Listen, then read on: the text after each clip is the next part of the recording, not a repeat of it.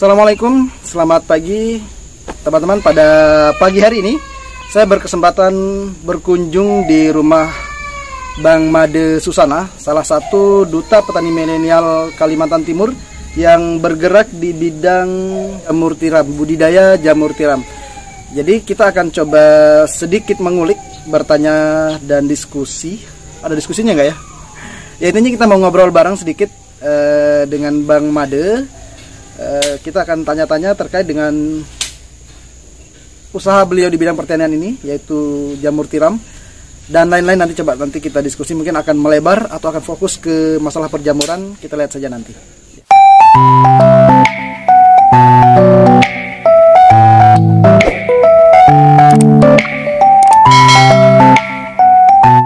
Baik teman-teman, saya sudah bersama dengan Mas Made Susana. Beliau adalah kenalan saya di Duta Petani Milenial. Nih. Ya Bang ya, kita kan kenalan situ kan pertama gara-gara Duta Petani Milenial. Kami didaulat sebagai Duta Petani Milenialnya Kaltim dan kami bertemu pada saat pelantikan. Jadi saya baru kenal dengan beliau dan kami mendapat amanah, saya sendiri sebagai Kepala Bidang Hortikultura, sementara Bang Made menjadi Kepala Bidang pangan. Ya, pangan. Pangan dan tanaman pangan. Jadi dinas itu ada dinas apa yang kita kunjungi kemarin itu? Dinas pangan dan hortikultura. Dinas pangan, tanaman pangan dan hortikultura yang kepala dinasnya adalah Bunda Yana. Jadi saya bikin lucu-lucuan, saya bilang. Pada saat itu saya bilang ke teman-teman, ini ibunya saya dan Mas Made, karena divisi kami yang namanya sesuai dengan divisi yang dipimpin oleh Bu Yana, ya.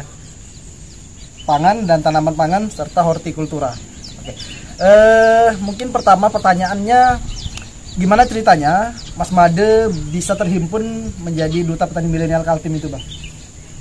Pada awalnya ada beberapa kunjungan ke tempat saya. Jadi dari pihak dinas ada datang dan memang rekomendasi dari penyuluh lapangan. Oh, langsung dapat rekomendasi ya?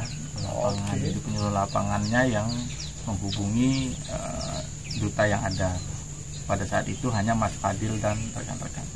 Oke, berarti agak beda cerita sedikit. Kalau Mas Made kunjungan dari dinas dan langsung dapat apa nih? Rekomendasi penyuluh lapangan. Dari penyuluh lapangan. Kalau saya kan berteman sama Fadil nih dari kampus. Jadi dia tahu walaupun saya anak ekonomi tapi saya suka di dunia pertanian. Jadi salah satu yang membawa saya ke Duta Petani Milenial itu ya Pak Ketua. Gitu. Jadi ya saya bilang pertanyaan saya juga sekarang masih kecil-kecil. Tapi nggak apa-apa, masuk aja. Nanti kita sama-sama belajar di situ, nanti kita sama-sama besarkan pertanian dari situ. Begitu ceritanya. Oke. Selain di Duta Petani Milenial, kita sedikit kupas ya. Ternyata Bang Made adalah salah satu pengurus atau bahkan mungkin ketua, nanti kita pastikan, dari apa namanya Bang? Perjamuran Persatuan Petani Jamur Kalimantan Timur. Persatuan Petani Jamur Kalimantan Timur. Dan Mas Made adalah ketuanya. Ternyata nggak kaleng-kaleng beliau ini ya. Saya juga baru tahu pada saat itu, ternyata begitu lihat di grup ya kan, Mas Made kayak yang share waktu itu. Belakangan saya tahu ternyata ketuanya. Wah, luar biasa. Pertanyaannya kalau tentang apa namanya, komunitas atau apa nih? Asosiasi. Fungsi asosiasi apa? Mungkin itu saya perlu tahu karena perjambuan, saya main di jambu. Kayaknya Kaltim belum ada tuh persatuannya, asosiasinya jambu-jambuan gitu, nggak pernah tahu. Yang saya tahu hidroponik ada dan jamur ternyata ada. Nah itu pembentukannya seperti apa? Fungsinya, manfaatnya itu apa untuk asosiasi? Ya. Baik, artinya kita dalam pembentukan satu organisasi itu kita harus punya satu titik tujuan di mana kita berfokus pada visi dan misi kita. Yang pertama itu membangun kekuatan jaringan, kekuatan informasi, kekuatan distribusi sampai ke kekuatan pemasaran. Jadi dengan asosiasi itu asosiasi ibaratkan sebuah satelit. Sebuah satelit di mana sumber informasi dari anggota naik ke asosiasi dikembalikan lagi ke anggota. Jadi dengan adanya asosiasi kita tahu anggota yang di sana populasinya berapa, panenan berapa, kekurangan atau kelebihan. Di tempat lain kita tahu, dan di satu tempat masalahnya apa, tempat lain masalahnya apa, di mana kita bisa saling menguatkan, kita bisa saling mengisi informasi, kita bisa saling mengisi jaringan itu.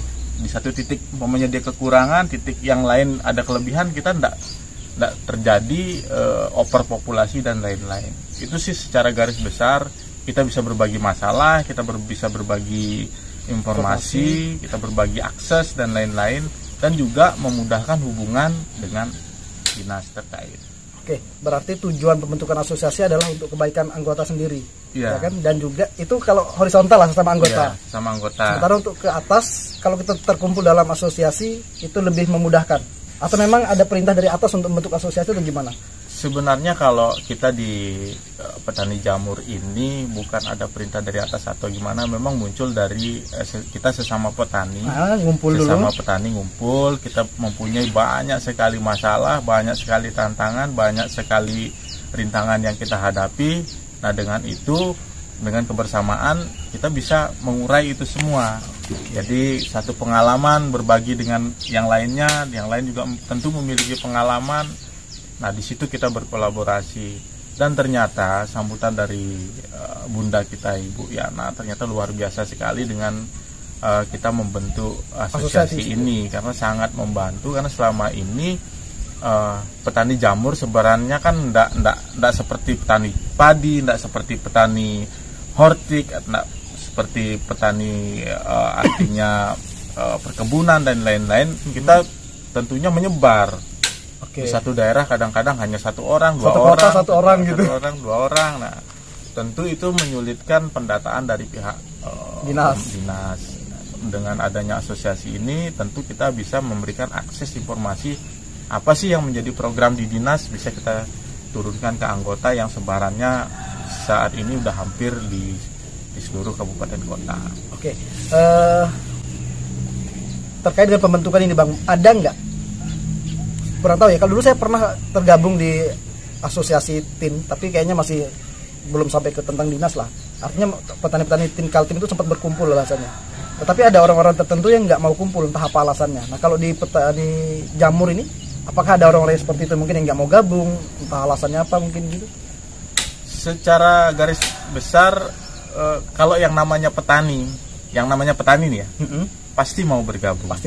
Tapi kalau yang namanya spekulan atau pemain dia berorientasi bisnis dan ingin menguasai pasar, tentu dia agak menjauh dari kita. Karena apa? Yang namanya petani pasti kita satu pemikiran, satu permasalahan, artinya dalam perjalanan keseharian kita ini sudah sama. Itu dalam kategori petani lah ya. Tapi kalau yang selama ini yang tidak bisa saya hubungi itu adalah pemain besar yang ibaratnya dia sekup pemikirannya itu hanya bisnis to bisnis gitu. Bukan kalau kayak kita ini prinsipnya adalah kekeluargaan, kebersamaan. Kekuatan itu dibangun, kita saling membantu. Nah, kalau pemain besar itu kan sebagian besar dia kalau bisa menyingkirkan yang lain. Kalau mau dia sendiri aja itu mau dia sendiri yang besar. Tapi kalau kita merangkul para petani yang ada, sehingga kita menjadi satu kekuatan yang besar, kita saling mengisi, di mana bisa kita saling membantu, kita bisa saling berbagi informasi, kita saling menguatkan jaringan. Nah, ada memang beberapa pemain besar yang memang tidak bisa kita dekatin. Oke, mereka juga ngerasa nggak butuh asosiasi lah bahasanya. Iya, mereka sendiri aja sudah karena hidup gitu ya. Selama ini yang saya alami, contohnya di Balikpapan itu ada produksi besar, jadi pasar di sana itu begitu mereka panen raya langsung dihancurkan harga begitu saja. Sedangkan petani kita betul-betul menangis karena ya dia dari kehidupannya ya dari itu. Dari situ, makanya saya berusaha untuk dengan organisasi duta juga yang kita punya jaringan. Nah, dari situ juga saya manfaatkan untuk artinya menyelamatkan petani-petani yang lain dari paradigma yang ada di pasar itu sendiri. Nggak bisa kita pungkiri, memang kalau lagi ibaratnya barangnya melimpah, tentu harga akan turun. Nah, di situ kita antisipasi dengan menemukan lagi jaringan pasar baru. Jaringan pasar baru. Oke, berarti kalau untuk tentang apalah namanya, tentang organisasi dan segala macamnya mungkin cukup seperti itu teman-teman. Sedikit gambaran terkait dengan asosiasi. Memang sebenarnya setiap kelompok pertanian memang harusnya punya asosiasi sih. Misalnya saya main di jambu, pengen juga sebenarnya punya gitu. Biar nggak bercecer gitu. Nah, kita mau belajar mudah, mau cari informasi enak begitu. Dan yang terpenting dari kebersamaan itu kita bisa saling mengisi di satu titik. Tentu kita nggak bisa memungkiri kadang-kadang di satu titik ini agak latah gitu, orangnya banyak produksinya. Nah, di titik yang lain kebutuhannya tinggi, barangnya dikit. Nah, disitulah peran asosiasi untuk menghubungkan itu, jadi terjadi distribusi dan pemasaran yang kuat. Oke. Artinya pembentukan asosiasi adalah bertujuan baik untuk kebaikan petani itu sendiri. Dia sebagai satelit, dia bisa mengetahui, dia bisa mengontrol. Kalaupun itu difungsikan secara luas, bahkan untuk pendataan, artinya umpamanya nih kita lagi punya petani ini semangka umpamanya. Hari ini petani mana yang nanam? Jadi begitu asosiasi sebagai satelit, dia itu sudah membagikan ke anggota yang lain. Hari ini di situ lagi nanam, yang di sini dipending dulu. Biar nanti panennya nggak melimpah. Jadi begitu panen juga nanti rotasinya seimbang antara kebutuhan dengan kita produktivitasnya kan gitu. Oke. Sebagai satelit seperti itu. Oke, baik. Pertanyaan selanjutnya ini langsung ke tentang jamurnya Mas Made. Mulai budidaya jamur kapan, terus latar belakang seperti apa bang ceritanya kok sampai ke jamur nih gitu? Kalau saya memang basic, saya kan memang dari kecil itu suka di dunia usaha, karena saya mulai dari kecil itu sudah sering diajak paman karena seorang memang pengusaha yang memang banyak kegiatan di dunia usaha. Jadi mulai dari kecil sebelum sekolah itu saya sudah diajak masuk di artinya di lingkungan usaha gitu. Jadi mulai saya dari sekolah SMA itu saya sudah bisa bawa mobil, dan saya waktu luang setelah sekolah itu saya bekerja bawa mobil.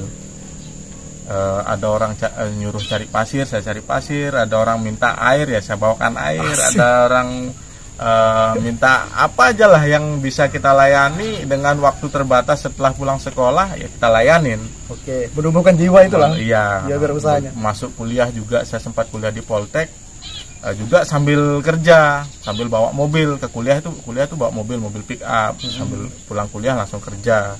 Akhirnya karena asik di dunia usaha, udah masuk semester 4 saya DO. Nah, ceritanya ini saya DO. Oke. DO. Namanya perjalanan kan, oke lah kita langsung masuk di dunia usaha. Saya bergerak di peternakan. Apa dulu bang? Ayam boiler. Saat ini usaha itu karena saya fokus di jamur, jadi usaha itu saya limpahkan ke adik yang kelola total. Sempat ya ayam broiler ya? Ayam broiler dari tahun 2004 bahkan. 2004 sampai sebenarnya kandangnya sampai saat ini ada. Populasi maksimal berapa yang dulu? Sekarang dikelola adik semua 36.000 ekor. 36.000 bro? Ya. Oke. Lanjut. 36.000 ekor ya. Jadi dari ayam itu ada sesuatu yang baru juga, karena saya orangnya selalu berpikir ada sesuatu inovasi yang kita buat. Pada saat itu kita kesulitan bahan bakar. Subsidi minyak dicabut, minyak tanah waktu itu dicabut. Nah, saya berinisiatif untuk, karena banyaknya limbah-limbah kayu ulin yang dulu proses penebangan liar atau gimana ceritanya kita tidak tahu. Ada banyak limbah. Nah, di situ kita manfaatkan. Sempat saya usaha itu mensuplai bahan bakar alternatif untuk limbah kayu ulin itu ke kandang-kandang. Oke, kandang-kandang ayam itu tadi. Kandang-kandang ayam. Jadi saya hampir menguasai 80% di kandang-kandang ayam di wilayah Samarinda dan sampai ke Balikpapan, Bontang dan Sangatta pun saya sudah. Oke. Saya besar berarti mainannya. Iya, saya sempat punya anggota di hutan itu sampai ratusan orang. Untuk ngambil limbah itu. Ya, buatnya. Jadi satu bulan itu kita bisa produksi 4.000 sampai 5.000 karung waktu itu. Oh. Jadi disuplai ke kandang-kandang untuk pengganti gas itu tadi. Iya, minyak gas. Ya semua itu butuh proses. Dari awal kita perkenalan, ya. arang itu dari tidak dikenal sampai dibutuhkan, bahkan sampai dikejar lah istilahnya, sampai terakhir itu ya kita angkat tangan karena kita tidak mau masuk ke zona-zona terlarang. Ya. Artinya ada garis-garis pembatas di mana kita dilarang untuk masuk wilayah-wilayah. Jadi selama itu masih legal, itu ada di pekarangan, itu ada di kebun, itu kita selesaikan semua, kita bersihkan semua. Jadi sempat berjalan itu kurang lebih hampir 6 tahun di arang itu, dan itu eksis saya. Yang lucunya lagi, saya usaha arang itu karena itu usaha yang disepelekan, nggak ada yang lirik situ, usaha yang ibaratnya kotor, itu nggak ada yang lirik, sama sekali nggak ada yang lirik. Jadi saya eksis dengan 2 truk yang tiap hari. Keren juga ya. Dari ayam ke bahan bakarnya yang dimainkan. Iya, karena itu sesuatu itu akan muncul dari masalah yang ada. Ya, benar. Dari masalah yang ada. Nah, berjalannya waktu arang masanya sudah selesai. Nah, karena kita masih di ayam, nah adalah datang seseorang dari Jawa Barat. Dia ngajak untuk bekerja sama budidaya jamur. Datang ke abang tuh? Iya, datang. Makanya semua itu kita ndak ada merencanakan, ndak ada, artinya sesuatu itu bukan kehendak murni penghendak kita gitu. Tergantung ya alamiah aja lah. Ya. Alamiah. Terus kebutuhan segala macam masalah yang ada. Nah, begitu dia datang, dia menawarkan kerjasama karena saya ndak pernah melihat dia bisa buat, ndak pernah melihat dia bisa buat numbuhkan jamur, dan saya belum lihat dia jualan jamur. Akhirnya saya pending dulu. Silakan Anda buktikan dulu, baru saya lihat. Suruh buat di sini atau gimana tuh? Karena pada waktu itu saya ada di percontohannya Kitadin. Saya ada di dalam percontohannya Kitadin itu di Taman Teknologi IFS, Integrated Farming System. Nah, di situ banyak usaha yang memang saya pelajarin semua. Nah, ada kesempatan di situ, dia mencobanya di situ. Begitu proses sudah berjalan, dia bisa buat, dia bisa panen, dia bisa jual, akhirnya saya setujui untuk bekerja sama. Pada waktu itu kita bekerja sama 10.000 backlog dengan modal awal investasi saya 40 juta. Oke. 40 juta itu belum sarana, itu baru di media saja. Media aja. Iya, 40 juta itu belum di sarana. Jadi saya buat sarananya kurang lebih lagi 20 juta, lagi 60 juta, itu modal yang saya keluarkan. Untuk 10.000 backlog. 10.000 backlog. Di situ berjalannya waktu, saya lihat, saya pantau pasar, ternyata bagus. 10.000 langsung ya, banyak banget. Jadi saya ajak ngembangkan. Oke. Ayo kita kembangkan. Nah, dia agak nggak mau diajak ngegas gitu. Oh, gitu. Nah, dia masih handremnya masih diinjak, handremnya masih aktif, kadang-kadang gasnya dilepas. Lambat lah itu kan ya. Berhenti bahkan berhenti ya, akhirnya karena sistem manajemennya kurang baik, akhirnya usaha itu berhenti. Nah, karena saya juga mengikhlaskan nilai investasi awal itu, cuman ada satu yang saya minta, karena dia pertanggungjawabannya secara bisnis tidak menguntungkan, akhirnya ikhlas nggak untuk mengajarkan saya. Oh gitu. Ya, akhirnya dia ikhlas untuk mengajarkan saya juga ikhlas nilai investasi yang dia kelola morat-marit dan ndak kembali kan gitu. Akhirnya ya mungkin ya atas izin Tuhan juga ilmunya saya dapat. Oke. Jadi istilahnya walaupun 60 juta tadi itu nggak kembali lah bahasanya, tapi jadi ilmu lah itu, iya, modal. Tapi kan bukan serta-merta 60 juta itu tidak kembali, kan ada sarana yang masih kita kelola. Iya, iya. Artinya ada tempat, ada apa yang sempat kita bentuk dengan modal yang ada. Nah, yang tidak kembali itu modal medianya. Ya. Modal medianya kurang lebih 40 jutaan itu. Jadi belajar berapa lama tuh, Bang? Baru bisa katakanlah bisa lepas dari itu orang.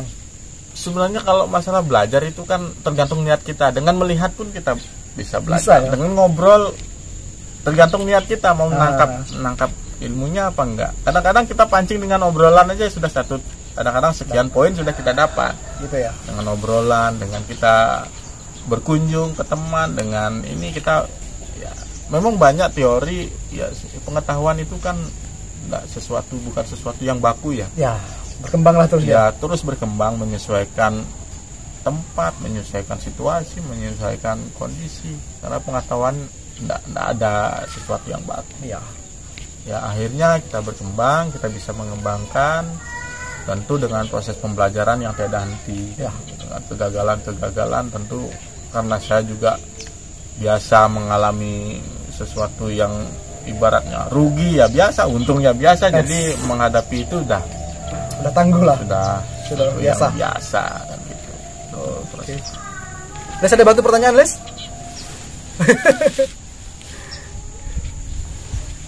Pemasarannya, Bang.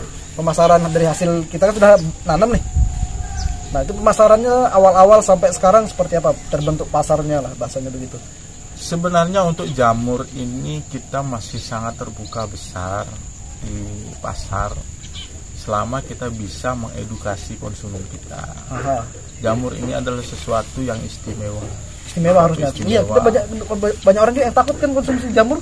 Gitu. Iya, karena lagi belum kenal gitu. Tanda kutip dulu, jamurnya dari mana? Gitu. Kalau jamur liar ada sumbernya dari mungkin kotoran sapi yang tumbuh itu, wah itu kayak itu berbahaya, bisa beleng-beleng itu kalau makan itu. Nah, tapi beda cerita kalau kita memang dari awal kita tahu bahannya, kita tahu formulasi campurannya, kita tahu pemeliharaannya, proses pemeliharaannya, penggunaan bahan-bahan apa yang kita gunakan. Nah, tentu itu sangat jauh berbeda dengan yang terjadi di alam. Di alam itu kan kita tidak tahu itu bahannya dari apa, dari proses alami. Nah, tentunya kalau jamur tiram hasil budidaya sangat luar biasa, karena kita dari segi bahan baku kita tidak ada menggunakan bahan kimia, dari segi perawatan kita tidak ada pengendalian hama. Jadi murni sehat banget lah bahasanya. Sehat, dan memang kalau kita searching di Google juga luar biasa kandungannya, ada antioksidan, bahkan antivirusnya, kan untuk imun booster dan lain-lain. Memang jamur itu sesuatu yang luar biasa. Premium lah hitungannya bahasanya lah ya. Bahkan sebenarnya kita itu target pasarnya itu kalangan menengah ke atas dan kalangan yang sadar akan kesehatan. Baik. Oke. Berarti memang ya benar-benar ini produk yang harusnya bagus sekali. Tinggal kita bagaimana mengedukasi pasar lah. Edukasi pasar. Jadi bayangkan kalau yang mengkonsumsi ini adalah orang-orang yang sadar kesehatan, orang-orang yang memang bukan serta merta tahu rasanya jamur ini enak, bukan sekedar itu. Oke. Kalau ditambah lagi dengan mengetahui apa sih kandungannya. Nah, bahkan kalau ada kesempatan kayak kemarin saya ada kesempatan mengisi pelatihan di sekolahan itu, ya itu suatu kesempatan yang memberikan edukasi yang secara langsung, secara langsung, di mana pada saat praktek ibu gurunya berpesan ke anak-anak itu, tolong sampaikan ke orang tuanya. Jadi kita prosesnya aja, kita mau masukkan bibit aja, tangan harus dialkohol. Kan sesuatu yang spesial. Itu tidak ada boleh bakteri-bakteri lain itu masuk ikut tercampur di dalamnya, kan begitu, Bang? Nah, kalau ikut rusak lah itu gitu kan karena dia steril banget lah. Harus steril kan itu, dari proses bibitnya itu betul-betul harus dengan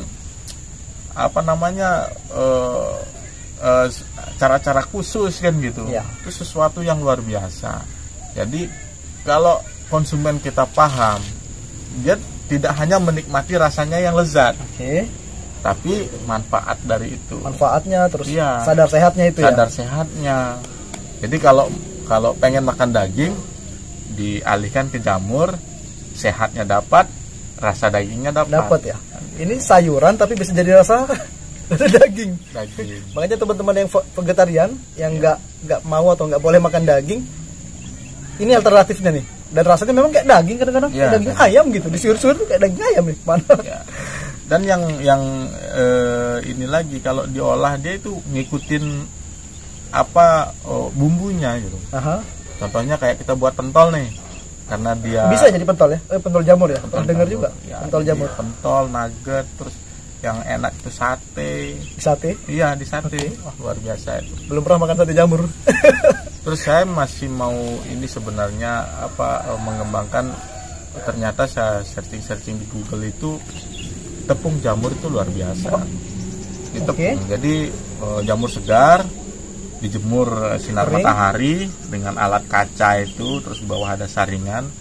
Nah itu saya lihat di videonya itu orang masak nasi itu dikasih tepung itu 1 sendok teh. Jadi dicampur pada beras itu. Jadi di beras itu dicampur. Akhirnya nanti nutrisi jamur itu nanti menyatu di nasi yang kita konsumsi. Nah itu juga harganya lumayan juga kalau saya lihat di pasar-pasar online itu. Di Indonesia sudah ada yang produksi itu? Sudah ada. Oh sudah ada ya? Kaltim belum? Belum. Segar aja kurang. Di 275.000 per kilonya.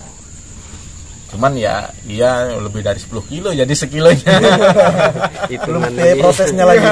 Basah sampai kering. Iya, basah sampai keringnya. Tapi itu kan artinya produk aman lah. Dari situ kita paham bahwa nutrisi itu sangat perlu publikasikan. Seperti saya ceritakan tadi, bukan semata-mata nikmatnya jamur, tapi kita sadarnya akan apa sih yang kita konsumsi saat ini, kan gitu. Prosesnya bagaimana sih? Apalagi sekarang penggunaan racun-racun yang sporadis tentu sangat berpengaruh sama kesehatan. Kalau sayur-sayuran konvensional memang ngeri sekali obat-obatannya itu yang agak kita khawatirkan memang. Berarti kalau untuk harga bang, katakanlah kalau kita beli kangkung kan sekilo sekian tuh. Berapa ya harga kangkung kalau sekilo ya? Nggak ngerti, saya tahunya sedikit-sedikit aja kita beli. Ikutan aja. Nah perbandingan harganya dengan sayur-sayur umumnya, katakanlah kategori jamur ini kan sayur nih. Nah sayur-sayur hijau lainnya dibandingkan jamur, untuk harganya gimana? Abang ada lah kaji itu. Memang ya lebih spesial karena ya itu tadi, dari proses kita yang sulit, perjalanan yang panjang, dari proses itu sampai ke panen itu tentunya memiliki nilai yang spesial lebih spesial juga. Kalau di end user biasanya itu di 200 gram itu 200 gram yang satu ini tadi? Ya, satu bungkus itu dia di end usernya itu bisa sampai 10.000. Ya, jadi kalau di end usernya itu bisa sampai di 50.000 per kilo. Itu kalau harga eceran. Harga eceran kalau dikemas dengan kemasan yang 200 gram.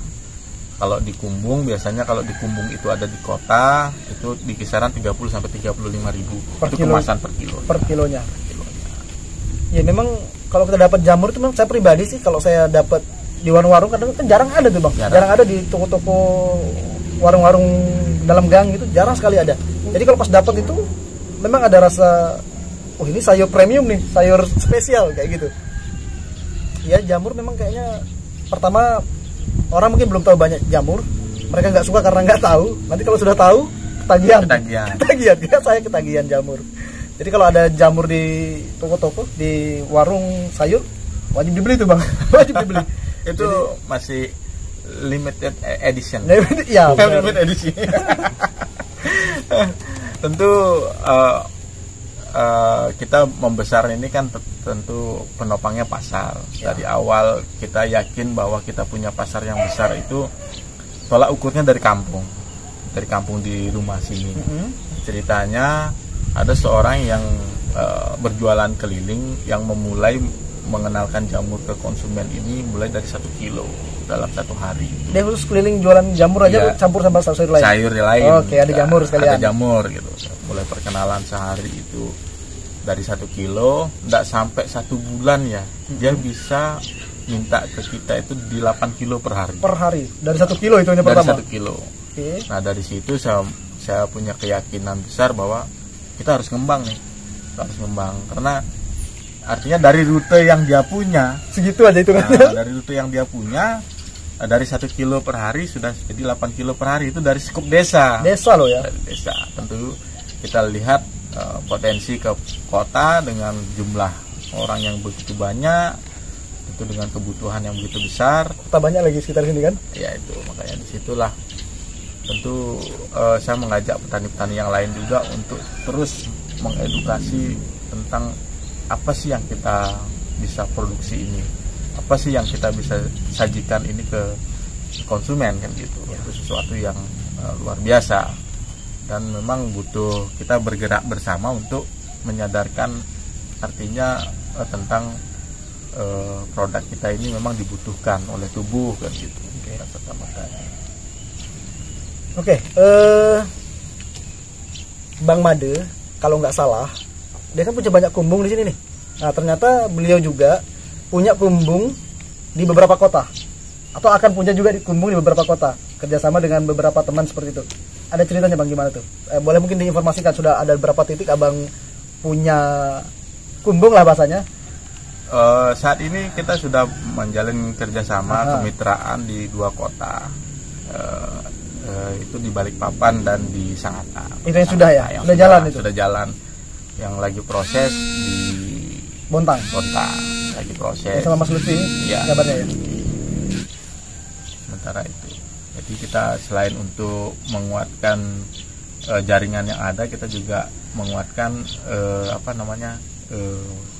kita tahu peta pasarnya akhirnya dengan kita membuat jaringan kerjasama di sana. Berarti ekspansi ke sana itu karena memang permintaan tinggi dan barang sedikit, maka kita tambah.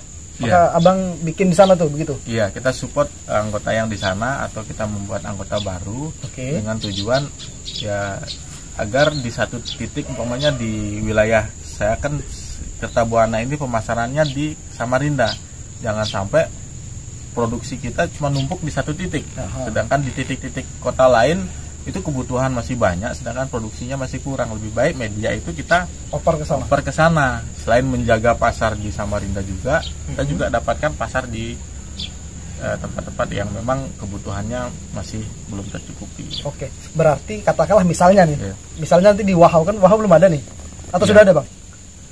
Kalau mitra sih belum ada, tapi kalau pribadi ada masih ya? Skala rumah tangga, masih skala pembelajaran. Nah, caranya mungkin boleh diinformasikan, siapa tahu ada teman-teman yang tertarik, atau mungkin juga saya nanti atau Mas Holis ya kan. Gimana caranya kalau kita mau bermitra, atau memang kita boleh beli backlog dah kita kembangkan sendiri tanpa bermitra, itu gimana? Ya, ada beberapa opsi yang kita tawarkan. Itu membeli backlog langsung bisa, itu dengan garansi itu di 3 minggu pertama itu masih kita garansi. Kalau ada kegagalan di 3 minggu pertama, berarti media yang kita punya itu memang masih risiko kita. Nah, setelah masuk masa budidaya itu udah tanggung jawab si konsumen kita, si pembeli itu. Itu opsi pertama kalau dia beli putus namanya. Iya, beli putus, tapi tetap saya harapkan juga koordinasi itu jangan sungkan-sungkan. Bahkan ada yang ngambil media di kita itu dia bilang mau ngubungin malu. Akhirnya apa? Akhirnya standar operasional prosedurnya nggak kena. Akhirnya optimal produksinya nggak dapat. Nah, di situ juga saya tetap menyarankan untuk proses-prosesnya, tahapan-tahapannya kita tetap selalu terpantau kan gitu. Oke, artinya mau bermitra ataupun mau beli putus, komunikasi tetap harus ya kan. Ya, khawatirnya untuk mencapai optimal produksinya itu tadi. Oke. Sementara kalau rekomendasi dari Abang gimana? Apakah lebih baik bermitra saja, biar mungkin kalau masalah malu nggak malu itu kan? Mungkin kalau orang beli putus malu mau konsultasi misalnya, khawatirnya seperti itu misalnya. Kalau bermitra kita berharap di satu titik kota itu cukup satu. Oke. Ya, karena kita untuk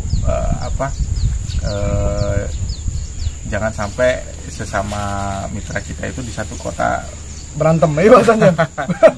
bersinggungan kan gitu. Jadi kita membuka kuota di satu kota itu satu sementara untuk mempermudah proses dan lain-lain. Nah, kalau yang pribadi jual putus itu kan dia kapasitasnya enggak sekapasitas kita bermitra kan gitu. Oh iya. Karena mungkin kalau beli sendiri mungkin ya 500 atau 150 pun enggak apa-apa kan untuk bahan pembelajaran. Ya. Tapi kalau kita bermitra kan skalanya di atas 8.000. 8.000. Iya. Oke. Caranya bermitra nih Bang, 8.000 itu apa nih? Butuh modal berapa? Terus nanti bakal BP berapa? Penghasilannya berapa? Bisa ada hitung-hitungannya lah. Bisa diceritakan kalau boleh. Siapa tahu ada yang tertarik kan ke depan kan? Nah, siapa tahu nanti bisa menghubungi sampean gitu. Ya, artinya pihak mitra kita wajibkan untuk dia siap memasarkan. Siap memasarkan. Dia Punya siap pasar lah. memasarkan. Ya. Oke, kayak Mas Lutfi kayaknya sudah siap itu. Ya, artinya kriteria dari saya pribadi yang artinya ownernya berharap mendapatkan mitra yang sudah siap memasarkan. Dia punya pasar. Oke. Aksesnya dekat dengan kota. Oke. Karena mempermudah pemasaran itu tadi. Terus dia artinya mampu menyediakan sarana dan prasarana budidaya. Apa itu? Seperti kumbung, ya sarana-sarana kebutuhannya untuk budidaya. Nah, saya sebagai pemilik media itu mensupport dari segi medianya dan teknologinya, maksudnya terapan teknologi budidayanya. Okay. Nah, di situ tentu ada mekanisme sebenarnya pengembalian investasi dari media tanam itu tahap awal. Nah, tahap kedua kita pembagian dari profitnya. Jadi dari pembagian artinya pengembalian nilai investasi media, kalau sudah selesai baru nanti hitungan pembagian profitnya. Oke. Jadi kalau teman-teman memang ada yang mau bermitra atau mau beli putus atau mau belajar, mau berkomunikasi ke Mas Made, nanti saya sertakan nomor WhatsApp-nya. Apanya yang boleh sertakan ini? Facebook boleh? Boleh. Nomor WhatsApp boleh? Enggak. Boleh. Nanti kalau boleh nanti kita cantumkan dari awal nanti.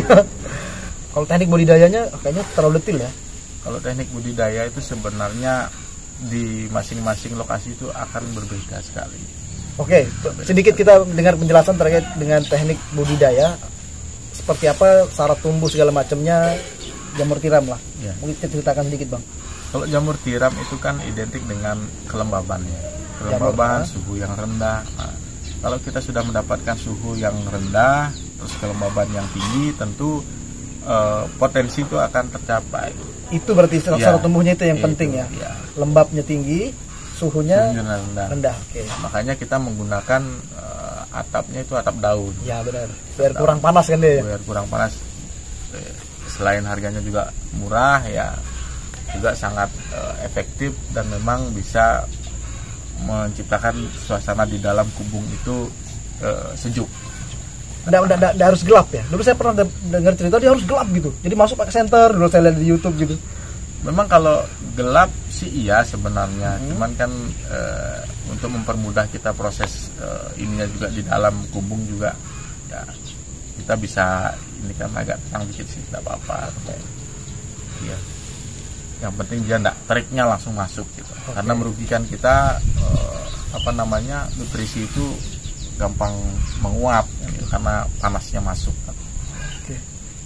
Saya juga butuh untuk mengkampanyekan, terutama yang dititik beratkan kan nutrisi manfaat itu ya, artinya semakin banyak konsumen yang bukan ya kembali lagi saya cerita, bukan hanya sekedar menikmati nikmatnya ya, lezatnya jamur ini, tapi ya manfaat itu sendiri.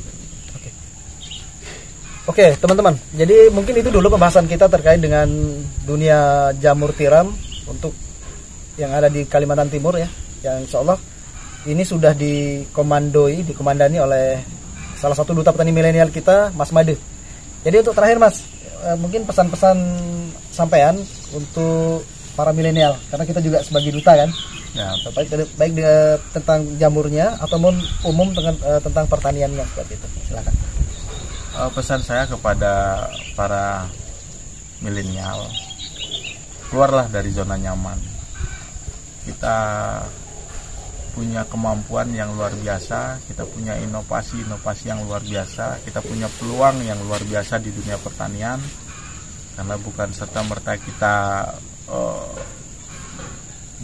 masuk dunia pertanian ini kita harus berlumpur-lumpur, tidak harus pegang cangkul, tapi dengan teknologi saat ini kita bisa berinovasi, kita bisa menciptakan sesuatu yang luar biasa dari dunia pertanian ini. Mungkin itu dari saya. Oke. Kita semangat tetap membangun kemajuan di dunia pertanian dengan maju, mandiri, dan modern. Oke baik, terima kasih teman-teman. Demikian dulu obrolan saya dengan Mas Made. Insya Allah next time kita akan bikin lagi mungkin konten di sini, akan ada pembahasan lain atau akan ada pembahasan lanjutan lah, boleh Bang ya? Ya. Oke, terima kasih. Assalamualaikum warahmatullahi wabarakatuh.